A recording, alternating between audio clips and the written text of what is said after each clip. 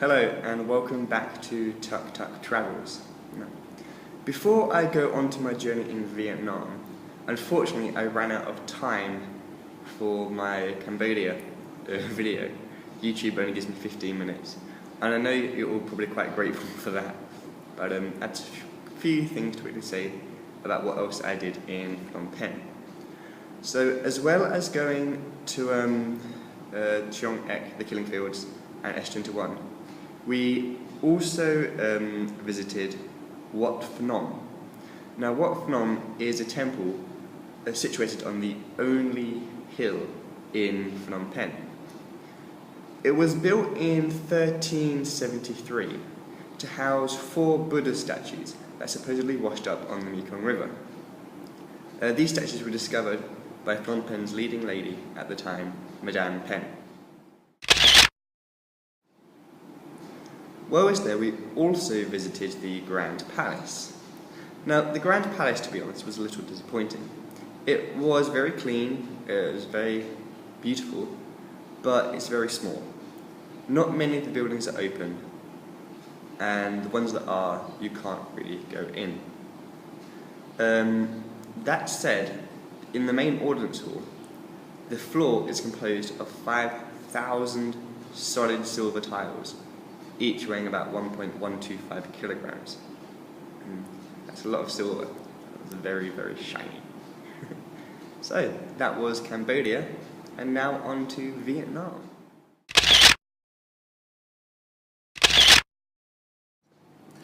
Our first stop in Vietnam was Ho Chi Minh City, formerly Saigon. Before I tell you about what we did there, I'm going to give you a brief overview to the Vietnam War. I won't go into my political views and what I think, because there's lots of things that happen that shouldn't have, and there's lots of things that should happen now that aren't. Yes, I'll stop, but I could rant all day. I'm not a very big fan of the Vietnamese War. But anyway, the Vietnamese War. So, although most people generally believe it was just a war between the South Vietnamese anti-communists combined with the Americans versus the North Vietnamese communists, it essentially started in 1955, after the Second World War, when the Vietnamese, the North Vietnamese, were trying to expel the French colonial rule.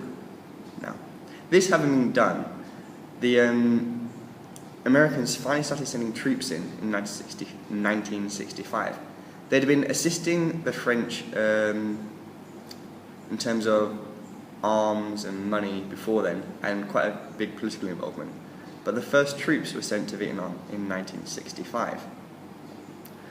The Vietnamese War theoretically ended in 1975 when the North Vietnamese took Saigon, the capital of South Vietnam, but the Americans left Vietnam in 1973.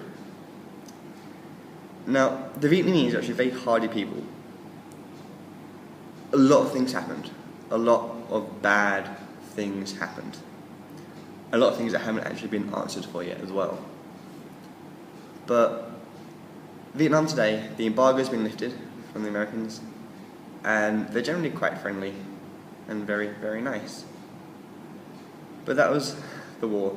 The Americans used something called Agent Orange, which was an untested chemical weapon designed to destroy the crops and force the Viet Cong, which is the guerrilla North Vietnamese, out into the open warfare.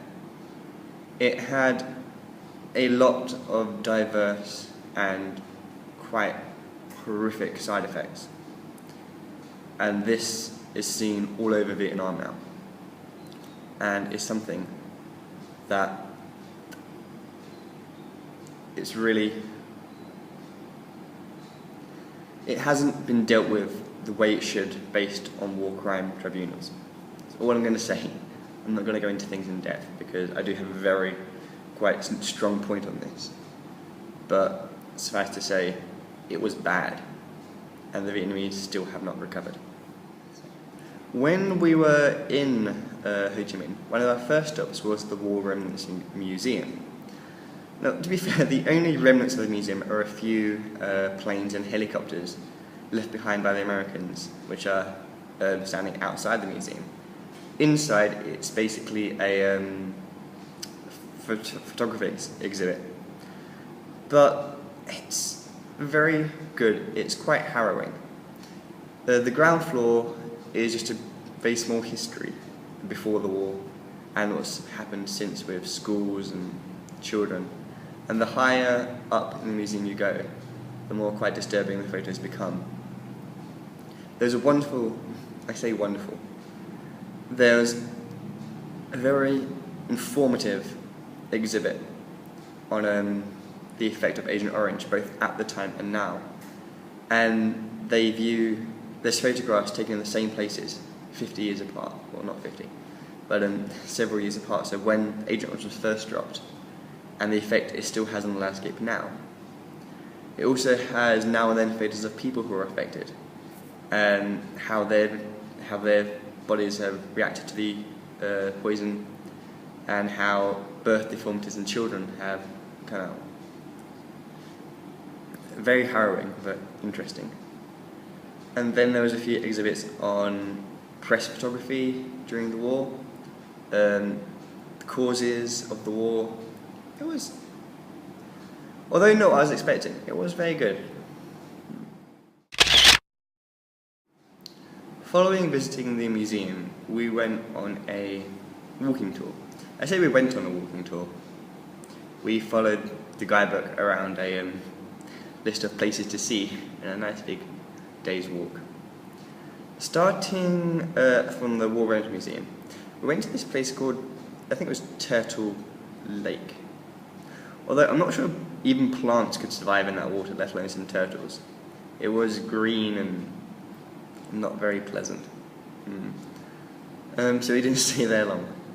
From there we went to the post office.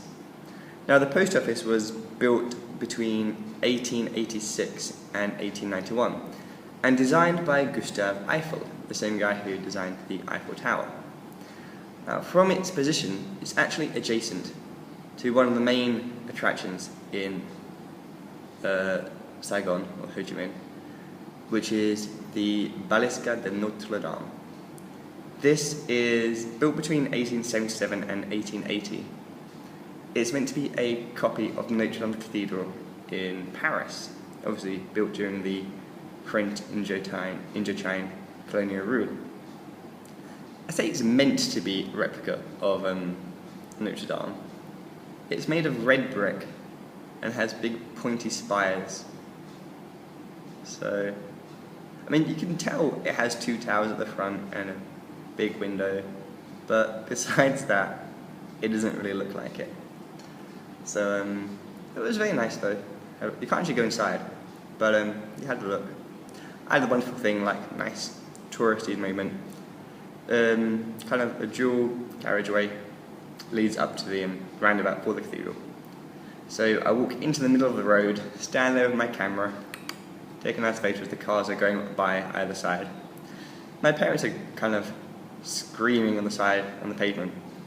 Think I'm going to die, but I'm like, I live in Asia, this is fine. So, yeah. Interestingly, actually, for some odd reason, all of the materials used to build the cathedral were imported from France, because obviously Vietnamese brick and stone just isn't good enough for your French people's cathedral. So it's a very French cathedral.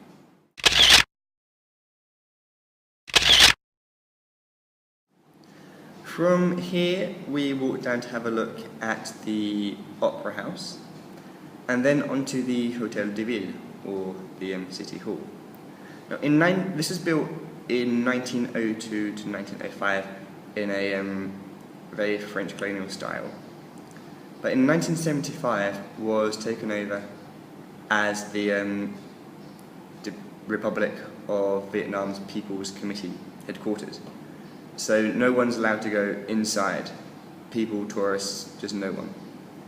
Which is a shame because it's meant to have some very nice interiors. but it's also the most photographed building in Vietnam. You can see why. It's very, very pretty. And in the front of it there's a nice picture of Ho Chi Minh himself with a little girl. Nice. Anti-American hero. You'll see this phrase a lot around Vietnam.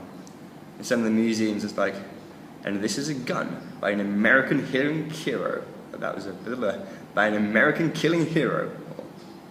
This tank, this is an American plane killing tank. They're, although they're on friendly terms with the Americans, it's very shots under the belt, as it were. They do like their American killing heroes. That was basically the end of the main highlights of the tour. We carried on walking to see a few hotels and places and books and such, had a coffee. Vietnam has a huge coffee culture. There are coffee shops everywhere. But this one really wasn't very good. I mean, I don't drink coffee anyway, so I had tea. But my father's quite a coffee connoisseur, and he said it sucked.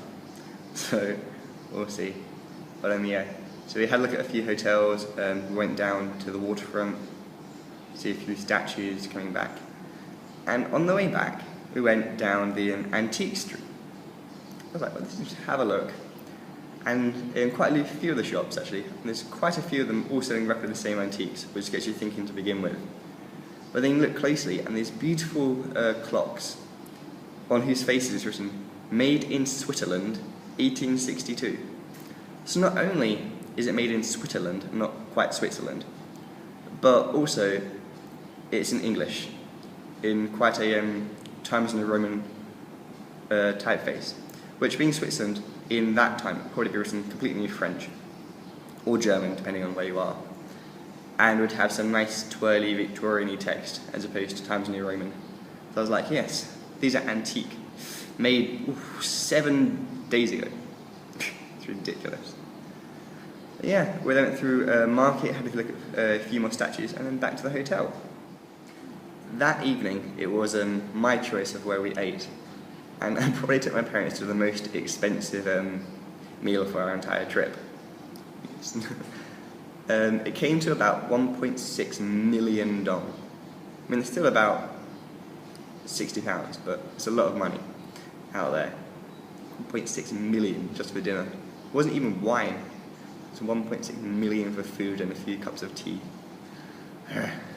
So, I took us to this place called Vicky's Teppanyaki bar. Now, teppanyaki is where they cook your food in front of you on a nice heated cooking thing. We sat down. They had different floors, and we were the only ones on our floor. So we had it all to ourselves, which was nice. And in comes our cook, and she's from Thailand. So she introduced herself, says, "I'm from Thailand." So I start talking to her in Thai, and she's just like, completely gobsmacked. Asked me a few questions, I tell her where I live and things, and what I'm doing. And she's just over the moon. Really, a very happy girl to begin with, but ecstatic that not only was I living in Thailand, but I was learning the basics of the language as well. So this obviously led to us having quite an eventful meal. Being the only ones in the restaurant, well, on that level, we could take our time. And I was invited to have a go at cooking teppanyaki style. I was flicking eggs up with my scrapey, flippy things. What are they called? The scrapey, flippy things you make eggs with. And so I was flipping eggs with that. I got to slice things with sharp knives. It was great fun. I had a good time. My parents enjoyed it. I cooked some of their eggs. I was like, yeah. It was an experience. A really enjoyable meal. Well worth the 1.6 million. I'm afraid that's all I have time for at the moment. But I'll also do another video spending the rest of my time in Ho Chi Minh City. Fear not, because there's not much left. That video will be much shorter. So, yes, until then, goodbye.